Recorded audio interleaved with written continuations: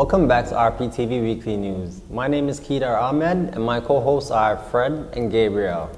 We present news that impacts on Regent Park and the surrounding areas. In this episode, we present the following news for the week of November 8th to November 16th. SDP Community Building Working Group appoints Regent Park resident Farzad Mohammed as new co-chair. Regent Park TV visits the fitness, dance, and meditation program for seniors and people with disabilities at 252 Sackville St. ArtHubs Toronto Inc. to assume operations of all Artscape-operated community cultural hubs, including Daniel Spectrum. 51 Division Neighbourhood Community Officer Farzad Ghotbi and Mircea Biga speak to Regent Park community on important neighbourhood issues. Councillor Moise's office launches Downtown East Safe and Inclusive Neighbourhood Survey 2023.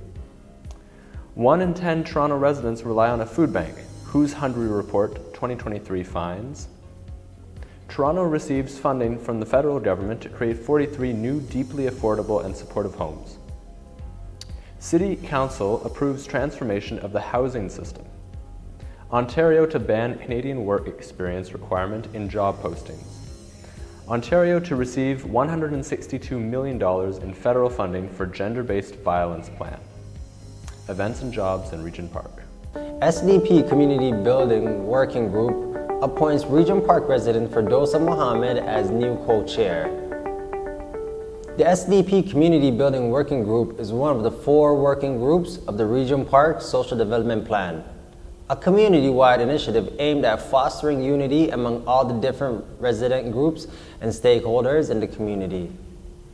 The goal of the Community Building Working Group is to create accessible, informal, and formal spaces, events, and groups that bring residents together by removing social and physical barriers, building bridges between market and TCHC residents, as well as between residents and institutions and other agencies.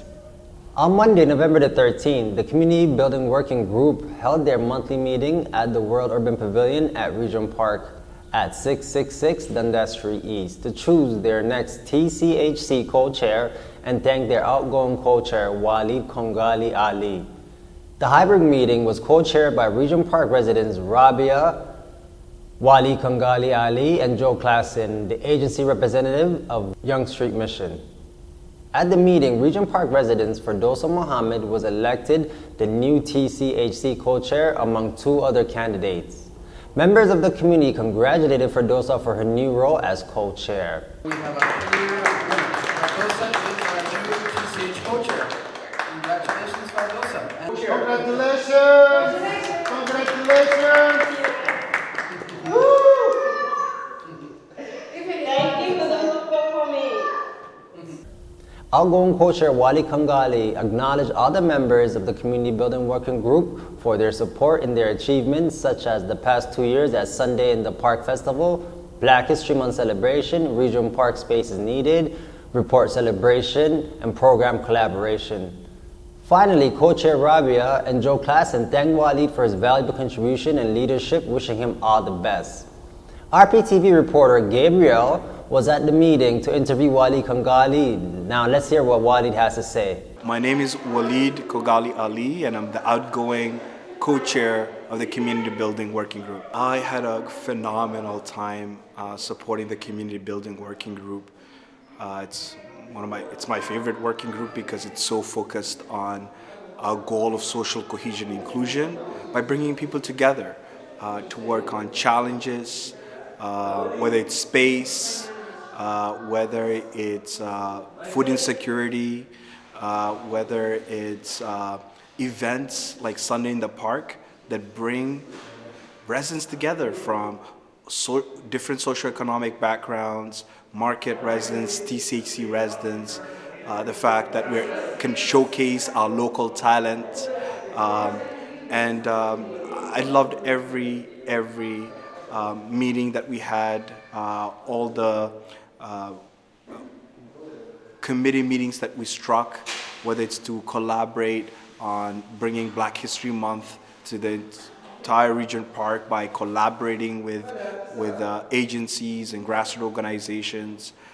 It was an opportunity to really understand why we have a social development plan, why it's important for us to work together as neighbors to build the Regent Park that we want and that we deserve. And it's a great collaborative space. I want to encourage everyone, if you haven't been to a community building working group, you should attend.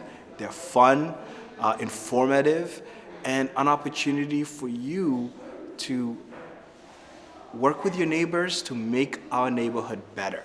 So thank you so much to both my fellow co-chairs, Joel Klassen and Rabia.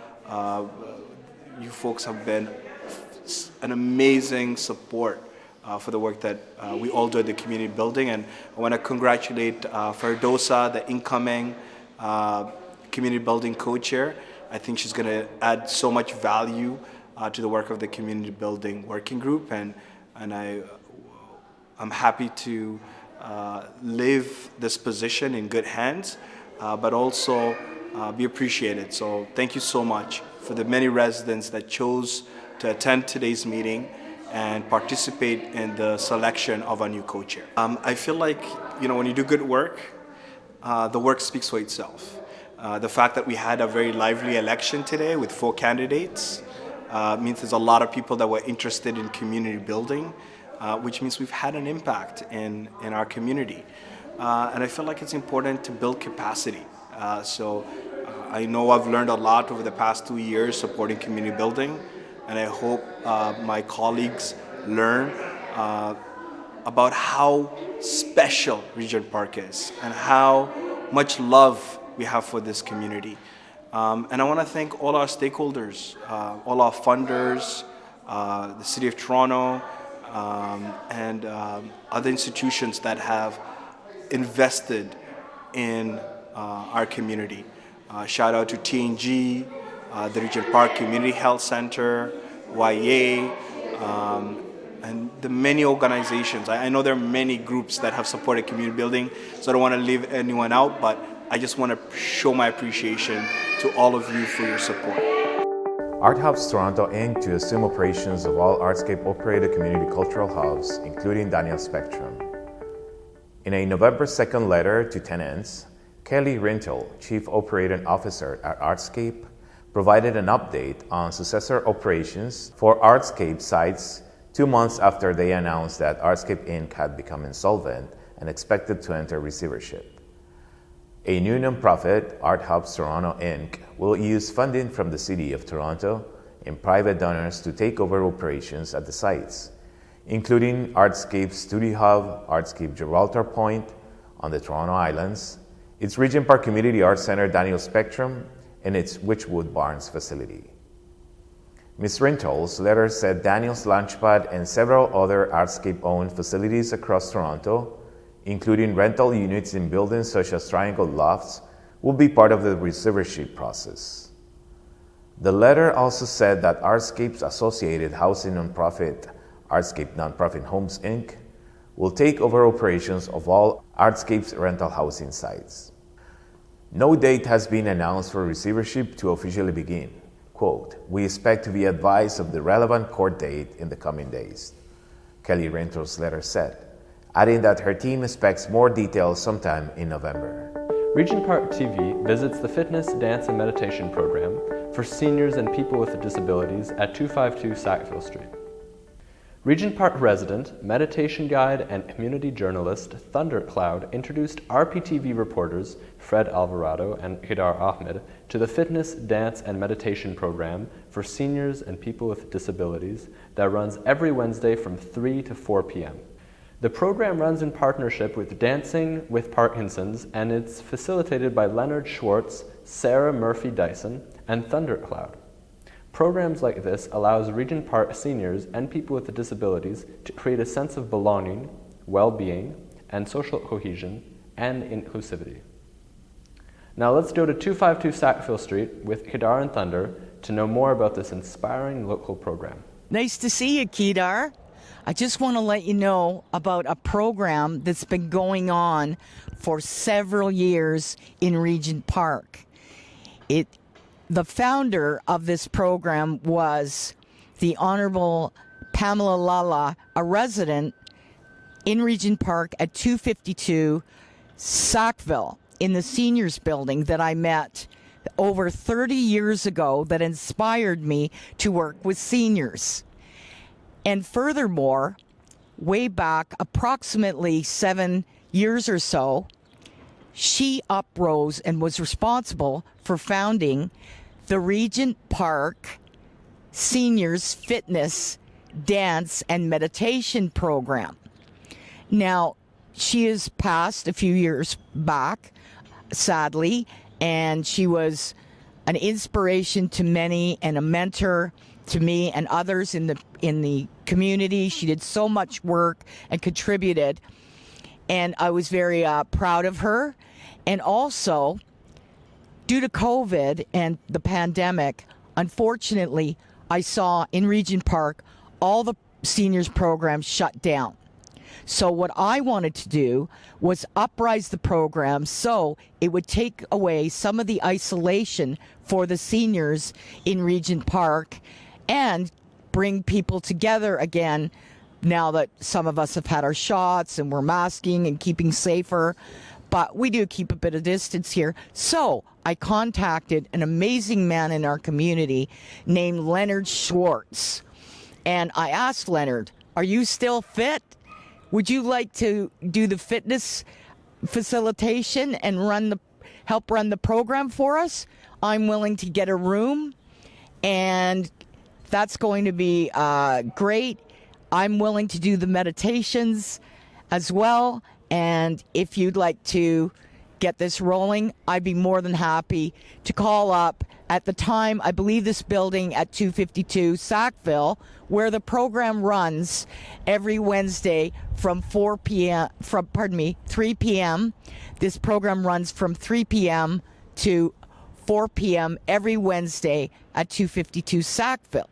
Now that the program is uprising, why do you feel that it's important to have a program like this, not just for seniors, just for the community in general as well?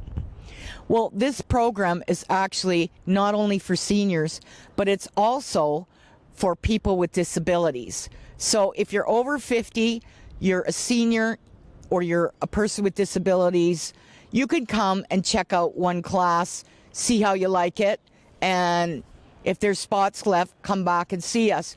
What's really important is that it created a sense of belonging to community and cohesion.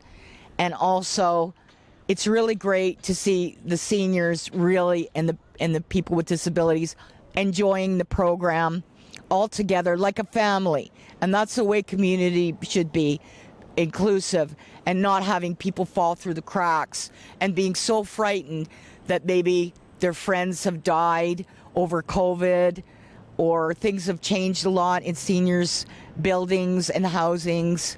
And it strengthens community instead of dividing people. 1, 2, and 2, 3, and 3. In front, to the side, and 5, and up, in front, to the side, and 6, 4 more up, in front. Today here with me, I have Leonard Schwartz, and he just partook in a program, and it was very, very exciting, empowering, and very enjoyable. And I just want him to let you, the audience, know a little bit more about this weekly program that's going on. Thank you very much, Kedar. Yes, as Kedar mentioned, we run a weekly program free of charge here in Regent Park at 252 Sackville Street on the 7th floor. That's the amenity space of a Toronto seniors housing run building. It used to be TCH, Toronto Community Housing. The city split all their seniors buildings to a new agency called Toronto Seniors Housing. And we're honored and privileged to be here. We hold these free weekly fitness classes concentrating on 4 or 5 elements. Those 4 elements are as follows. And by the way, everyone is welcome, free of charge, every Wednesday at 3 o'clock. The third day of the month, that's Monday, Tuesday, Wednesday, and at 3 o'clock, 1, 2, 3 o'clock. Wednesdays at 3's, 7th floor, If you can't get in, just speak to one of the seniors who generally congregate outside the lobby area, right out on the street here at 252 Sackville, just north of Dundas, on the west side of the street. 7th floor, the amenity space. The 4 elements that we primarily participate in are as follows. Number 1, breathing and stretching.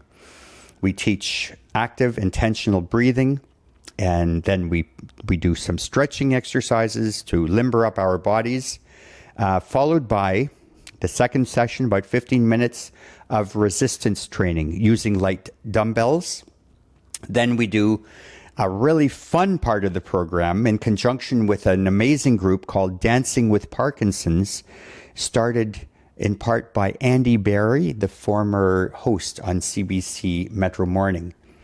That's a wonderful, fun, entertaining, sometimes sweaty dance session. We dance to the oldies, the newies, all kinds of music. It's a lot of movement, a lot of motion, a lot of merriment.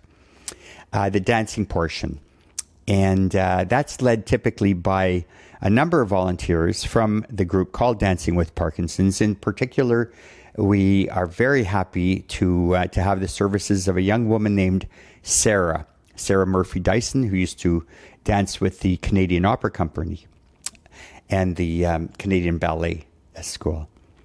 That's number 3. And the 4th quarter, the last 15-minute session, we do meditation and mindfulness. We are warriors, not warriors.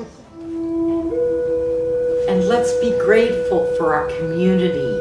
And we have so many beautiful events and food. Breathe down and let's be grateful in the heart chakra. Let that stress go.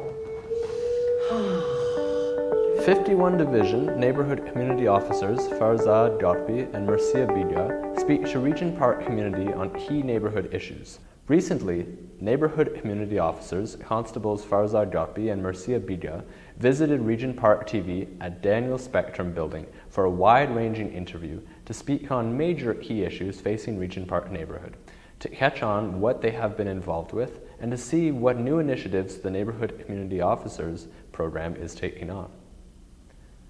Let's hear what they have to say. I'm Police Constable Farzad Ghotbi. I'm a neighborhood community officer here in Regent Park. We're attached to 51 Division, Toronto Police Service, and I've been serving the Regent Park community since 2014. I've been truly blessed to be part of this community, and as a neighborhood community officer, my roles come in many different lenses and different formats.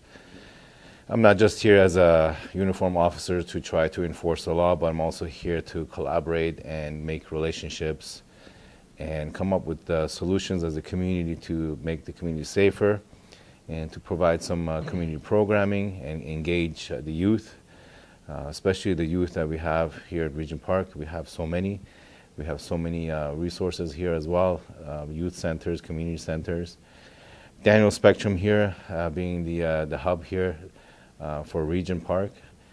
These are the things that we try to get involved with and collaborate with all the stakeholders in order to bring safety and obviously engagement, and making sure that the Regent Park area stays vibrant and stays connected, and we bring that transparency and bring information from the police side and keep everybody aware of what's happening in the neighborhood. Hi everyone, my name is Mircea Biga. I'm Farzad's partner here in Regent Park as a neighborhood officer.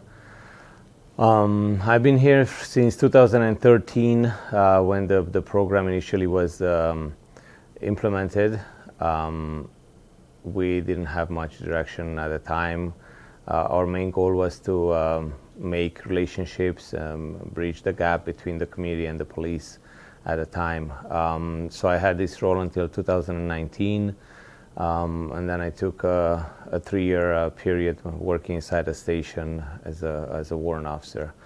I came back a year ago to join Farzad again in Regent Park, and I'm very happy to be back here. I'm extremely blessed, to be able to serve the Regent Park community again.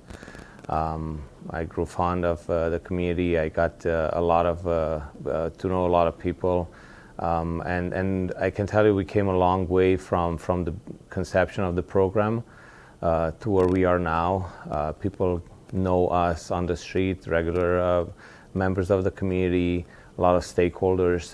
They got to know us. They reach out to us when they have problems, when they have issues in the building and with their own family, members of the family, or in general.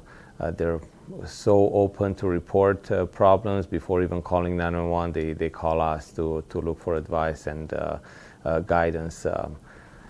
Once again, very happy to be blessed to be back in Regent Park, and hopefully we can work together with Farzad, serving this community for a few years to come. We'll try to have these community meetings 3-4 times a year, to inform community about the ongoing projects Toronto Police has in the neighborhood, the concerns, safety concerns, and any issue that arise.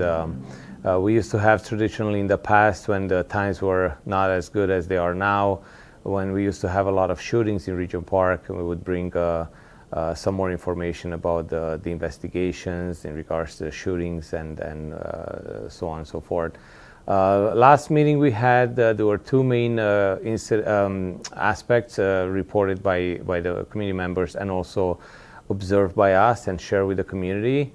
One was the electric scooters, and the second was the fireworks being used in the park by teenagers, most of the times in an unsafe manner. Again, we addressed that issue. We were able to identify a few of these youth, running around with fireworks and shooting at each other.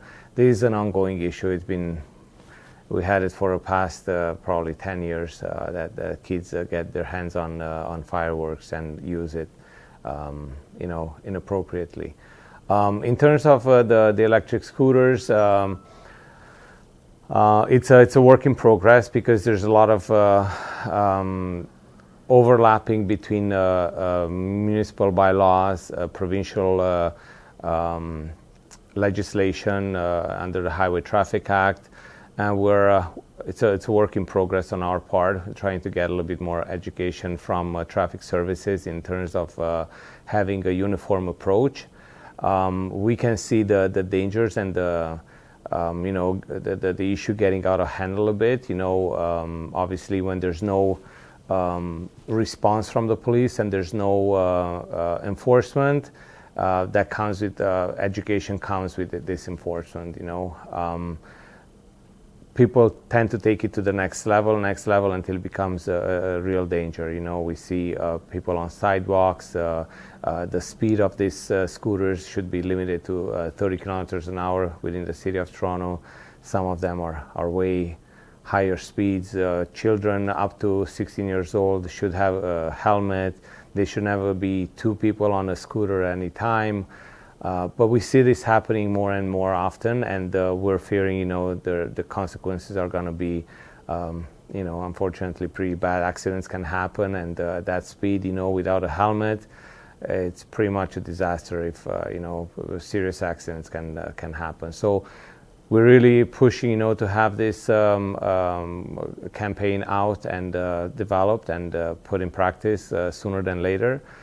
So we can start educating people, and at the same time, unfortunately, sometimes we might have to lay charges again under the bylaw, City of Toronto bylaw, or the Highway Traffic Act. We were fortunate not to have any shootings this year in Regent Park. We're very proud of that. Part of it, as one of the members of the community was saying, is that the redevelopment. I can tell you, Regent Park changed drastically in the last 15 years. There's so many more opportunities. We have a lot of condos here, a lot of businesses, a lot of agencies that are working. It's part of the downtown core now. It's not an isolated neighborhood. that has no opportunities inside. Now it's changed a lot, and then that's reflected in the behavior of the members of the community and the criminal involvement of the members, which is definitely less than what it used to be. Luckily, we hadn't had any shootings this year. That's due to the fact with the revitalization of Regent Park, with all the open space and all the programs and all the resources that are available with, and you know, just having more engagement with the community. That's one of the reasons that we don't have as much shootings anymore. And another reason that we don't have the shootings is Regent Park has a dedicated uniformed officers patrolling Regent Park 24 hours a day, 7 days a week, not responding to any calls at all, not doing anything else at all other than patrolling the high-risk areas that were identified from past, and that's all they're doing. So that plays a huge role in deterring any kind of criminality, and especially with the shootings, because we noticed from the shootings, from the times that they were happening, where the assailants were hiding and leaving their cars and so forth and going to it. So we know the geographical area of where these things, incidents happening. So we have this car, police cruiser with 2 officers, 24 hours a day, 7 days a week. This was in response to all the concerns that we were getting from the residents of the community in Regent Park. And also the fact that having us as neighborhood officers, we did voice our opinion to our command. This was something that we kept pushing, and we were able to get. We're the only neighborhood in the entire 51 division that has a dedicated uniform car to do this patrolling without answering any other radio calls. And given the fact that we're extremely short staffed in responding to the 911 calls, we still were able to manage to have this car specifically only for Regent Park, and no other neighborhood has it. And in fact, other neighborhoods do have their own issues and they have a lot of violent crimes, but we worked very hard, diligently, to make sure that, you know, we have this service for the safety of the community of Regent Park, and that's another reason why we didn't have these shootings. This is probably the most important thing that we noticed over the years, you know, as being the most powerful tool we can have for a safer community. It's communication and collaboration between agencies, between community, more community members getting involved. You know, you can solve so much just by having an open dialogue and communication with the other stakeholders, and many times, and we're talking about prevention, that can be only accomplished by communication and having an open line of communication. I can tell you perfect examples with neighborhoods, you know, with the schools in the neighborhood when we had incidents, and a previous command of the school was not so open to having police involved in certain incidents that would happen within the school perimeter, but the parents would reach out to us because they knew us from a longer time, looking for advice. And just by being aware of the problem and being open and able to connect with the students and have no charges laid whatsoever, you know, just having a information session and cautioning these children, you know, bringing awareness of what can this behavior lead to. We were able to solve problems, again, not laying any charges, just by simply bringing awareness and having these conversations with those students. But that's not only in relation to schools. You know, we have Toronto Community Housing reaching out to us all the time, and we're using their support many times as well when we have investigations, when we need their support. And members of the community coming to us, again, as I said before, you know, bringing things that are like in a very incipient way, you know, like just nipping in the bud, you know, like you're able to address before it becomes a bigger problem. We're able to, just being aware of some brewing issues, we're able to attack them and to address them, and along with the other stakeholders, find the best solutions, you know, for specific issues. So yes, as you said, communication it's the key term here, and this was our from day one of the neighborhood officer program being implemented in Regent Park, was our main goal to build bridges, to build the trust with the community so they can open up to us, not seeing us as being on one side of the fence and the community being on the other side, which was traditionally before this program was implemented in Regent Park. So yeah, very important. With the recent influx of refugees and new Canadians to downtown Toronto communities, what kind of support do you offer as neighborhood community officers to newcomers and refugees? Well, this question really touches me deep in my heart, because I myself am a refugee that came to Canada with absolutely no hope. But when we managed to create that hope just by living day by day and trying to get through. I remember, when I came from Iran at that time.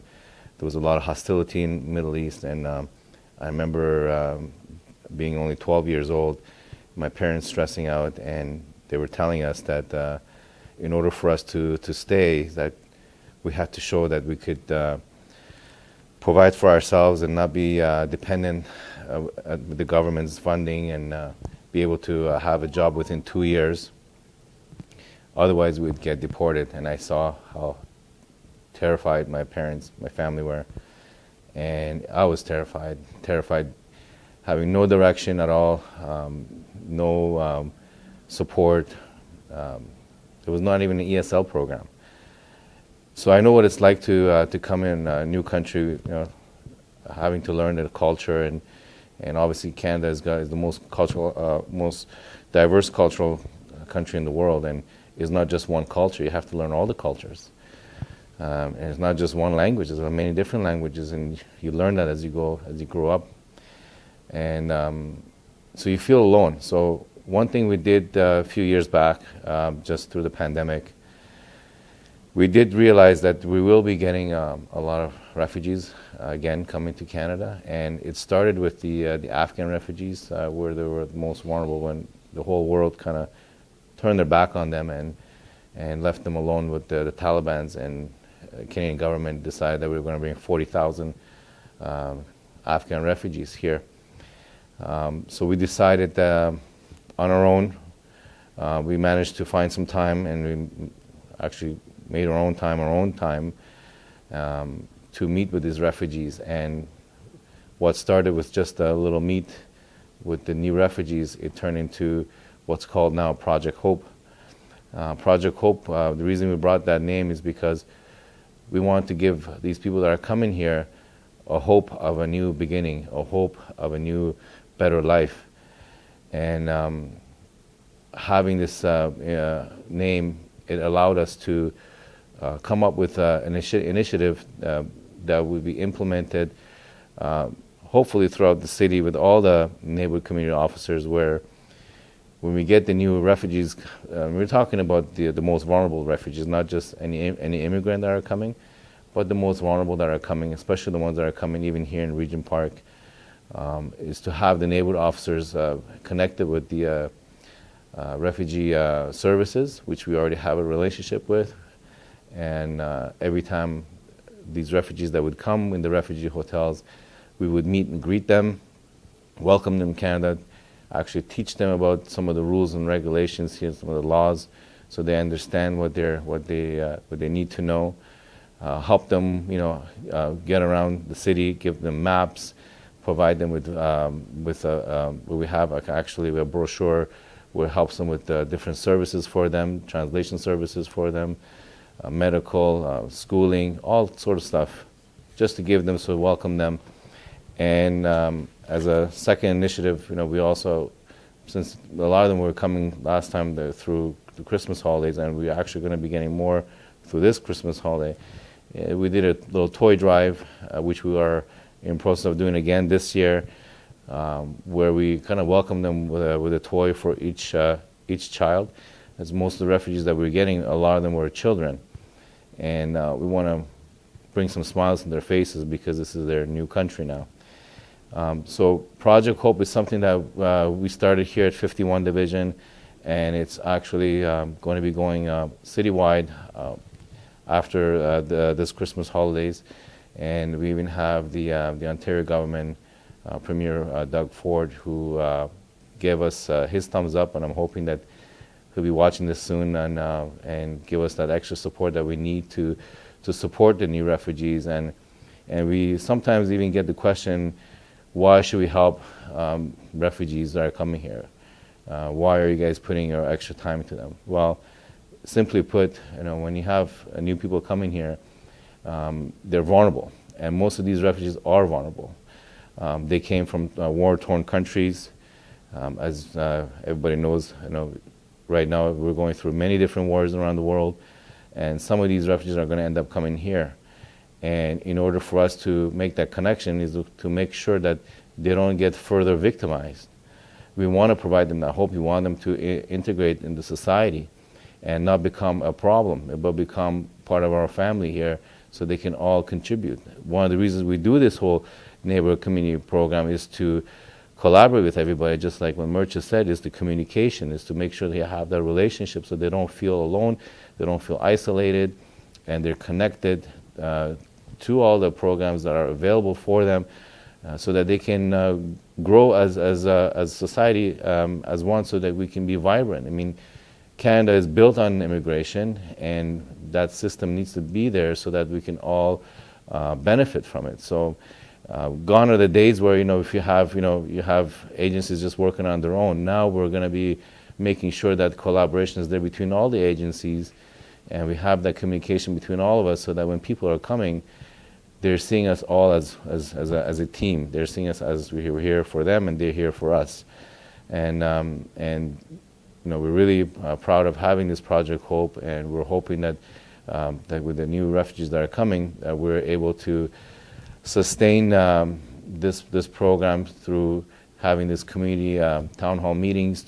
So when they do come to our neighborhood here, and even in Regent Park, we meet and greet them here and make sure they're connected to any kind of social services that they need, or youth services, or so forth, and just have that a connection with the police, to have that trust in the police, because even myself coming here, having the background with the police and the government back home, you couldn't trust them. So most of them are coming with that mindset, and we don't want them to feel that way when they're coming here. So we want them to know that they can actually talk to a police officer. They can have those relationships with us, so they can trust us. So that's the only way we can grow as a society. That's the only way that we can stay in the beautiful country that we have now. I still believe we do have one of the best countries in the world, and we have one of the best police services in the world, where we can have these kind of conversations, right? So we can have that ability to have our free opinions, and be able to be inclusive and not feel isolated. So we're really proud, and we're really happy, and you're going to be seeing our posters actually coming out very shortly about our toy drive for Project Hope for this year. It will start November the 10th till December the 10th, and hopefully we're going to drive to the refugee hotels on December the 16th, where we're going to we will have approximately 1,000 children that we're going to have toys, and if anybody can donate a new toy to 51 Division, they can do so. We much appreciate it, because we are asking for whoever can help to just drop a toy at 51, so that we can welcome them for their first Christmas holidays here in Canada. Councillor Chris Moise's office launches Downtown East Safe and Inclusive Neighbourhood Survey 2023. Chris Moise, City Councillor for Ward 13 Toronto Centre, has published a survey asking residents' input on experiences and concerns around safety and inclusion in our community in order to help make important policy decisions and resource allocations in 2024. The survey should take about 5 to 10 minutes to complete and can be done anonymously. When responding to the questionnaire, please think about your experiences and concerns in the Downtown East area only. Toronto receives funding from federal government to create 43 new, deeply affordable and supportive homes. The announcement was made by Toronto Mayor Olivier Chow alongside Minister for Women and Gender Equality and Youth Mircea and City Councillor for Toronto Centre, Chris Moise. This round of funding, which makes up the third phase of the Federal Rapid Housing Initiative, will be allocated to the nonprofit and public-led housing development, including 393 Dundas Street East. The impact of this investment can't be understated. This is about giving at-risk people in this city the safety and stability of a home and an opportunity at a new beginning, a fresh start. Together, 43 people are going to find hope, are going to find a place to heal, find a place that they can call home. While this is really worthy of celebration, we do know that there are 27,000 people on the waiting list for supportive housing. And these are just numbers, but what it means are lives that are put on hold that cannot begin to find hope. The new development at Dundas Street East will be run by St. Jude's Community Homes, an experienced nonprofit housing and support service provider. The building will include 12 new homes dedicated to people experiencing homelessness. It will be offered as RGI homes with no tenant paying more than 30% of their income or shelter allowance on their income support benefit or rent. City Council approves transformation of the housing system. Councillors voted 24-1 on November 8th City Council meeting in favor of a plan that would see the city aim to build 65,000 new rent-controlled homes built by 2030. The total includes 6,500 rent geared to income, 41,000 affordable rental, and 17,500 rent-controlled market homes. To date, funding has only been secured for 4,455 of those homes. The report said that cost to deliver the remaining 60,545 homes is between $28.6 billion and $31.5 billion, leaving an estimated $3.7 billion and $5.3 billion in funding required from both the provincial and federal governments. Ontario to receive $162 million in federal funding for gender-based violence plan. On November 15th, the federal government announced the implementation of their National Action Plan to end gender-based violence. And to support organizations working to do so, the government is pledging $162 million over the next 4 years to the action plan, specifically in Ontario. The announcement was made by Mircea, Minister for Women and Gender Equality and Youth. I am announcing a federal contribution of $162 million over 4 years to the Government of Ontario to support the implementation of the National Action Plan to end gender-based violence. This agreement will help the Government of Ontario strengthen the sector, supporting survivors and people at risk of gender-based violence through enhancements to existing programs and services. Ontario has yet to declare gender-based violence an epidemic, despite advocates saying it's a key part of addressing intimate partner violence. Toronto recently became one of the regions to declare gender-based violence an epidemic. Ontario to ban Canadian work experience requirement in job posting. Ontario plans to ban employers from requiring Canadian work experience in job postings or application forms. The Labour, Immigration, Training and Skills Development Minister David Piccini announced on November the 9th, saying it will be an important step to help newcomers get their foot in the door. The province of Ontario would be the first to dismantle that barrier in the hiring process. Piccini said that the ban on requiring Canadian work experience in job postings will be contained in legislation he will introduce on November the 14th, 2023. This is great news for many newcomers, Regent Park residents that recently arrived in the neighborhood from a wide array of backgrounds, cultures, and faiths, making it easier to find meaningful work that will contribute to the support their families as they start their journey in Canada and create a more vibrant community. 1 in 10 Toronto residents rely on a food bank. Who's Hungry Report 2023 finds. Food bank usage has smashed another record this year, with more than 2.5 million visits between April 2022 and March 2023, a 51% increase from the year before. And there are no signs of slowing down, according to this year's Who's Hungry report from Daily Bread and North York Harvest Food Banks. Daily Bread and North York Harvest indicate in the report they are anticipating Toronto Food Bank visits in 2023 will surpass 3 million visits. The report lays out a roadmap for politicians at all levels of government to follow to break the troubling trend of growing food bank use, central among them, asking governments to improve social assistance programs and rates and invest in affordable housing. A call to action from a city in crisis was released in the Who's Hungry video 2023, produced by Daily Bread Food Bank and North York Harvest Food Bank. Every year, the Daily Bread Food Bank and North York Harvest release Who's Hungry?, a profile of hunger and food insecurity in Toronto. This year's report is the starkest ever. We are in an unprecedented crisis. Here are the numbers. There were over 2.5 million food bank visits in this past year, almost 1 million more than the previous years. This is the highest annual increase ever. 1 in 10 people in Toronto now rely on food banks, twice as many as last year. We've seen a 154% increase in new clients. Of these, 52% have employment income, yet they still cannot make ends meet. After rent and utilities, food bank clients only have, on average, $6.67 left every day. A round trip on the TTC, $6.60.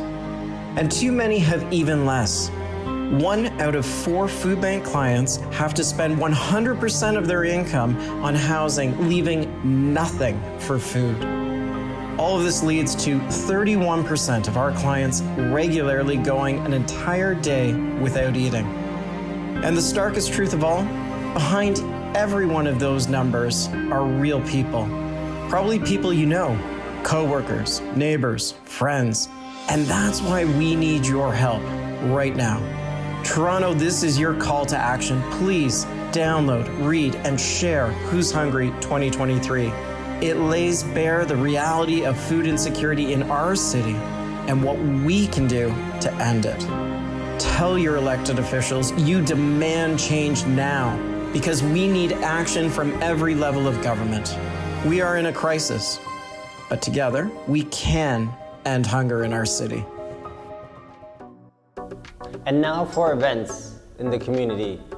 Regent Park Social Development Plan Stakeholders Table will host a hybrid meeting on November the 27th from 5 to 8:30 p.m. at the Daniel Spectrum main floor, 585 Dundas Street East.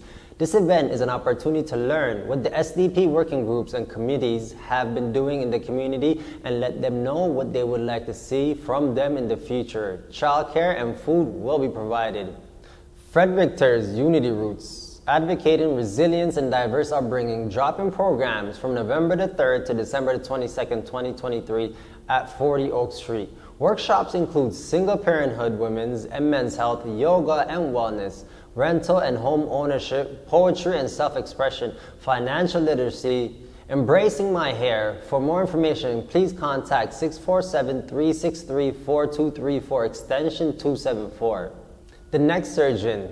Do you want to work in medicine or cardiac surgery? Register for University of Toronto's TCHC High School Mentorship Program that supports the next generation of students in grades 10 to 12 who see themselves as future surgeons. When January the 6th to February the 17th, 2023 at St. Michael's Hospital. Application deadline December the 15th. Info session December the 2nd from 1 to 2 p.m. The 21st Annual Regent Park Film Festival is happening from November the 23rd to the 26th. This year's festival has 48 films, workshops, panels, community breakfasts, and parties. The festival is free and accessible to everyone. You can see their full lineup and schedule, as well as get tickets at www.rpff.ca/2023. Toronto Police Project Hope is looking to bring joy to thousands of newcomers and refugee children from across the world as they celebrate their first holiday season in Canada with a Christmas donation drive. Donations such as new toys, new winter clothes, school essentials, new and used laptops or tablets, and gift cards will be accepted from December the 10th to December the 10th at 51 Division. Baby Time at the Children's Book Bank in Regent Park at 585 Dundas Street East, Suite 260. Join for stories and songs on Mondays from 11 a.m. to 11:30 a.m. for babies and caregivers. No registration is required.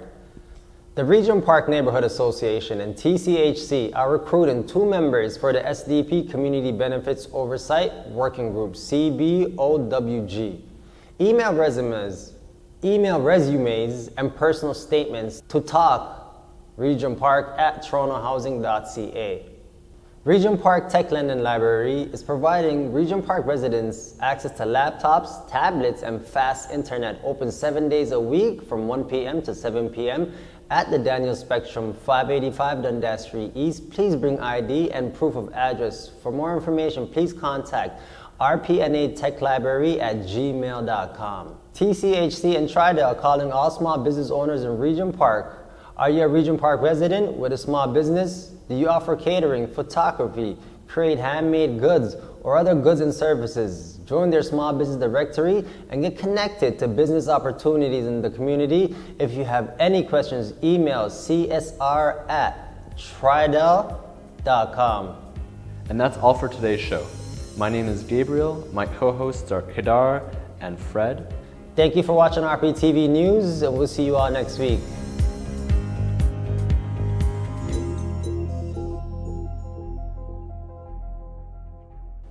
Don't forget to like, comment, share, and subscribe to our YouTube channel. And please follow our social media platforms. For more information, check out our website.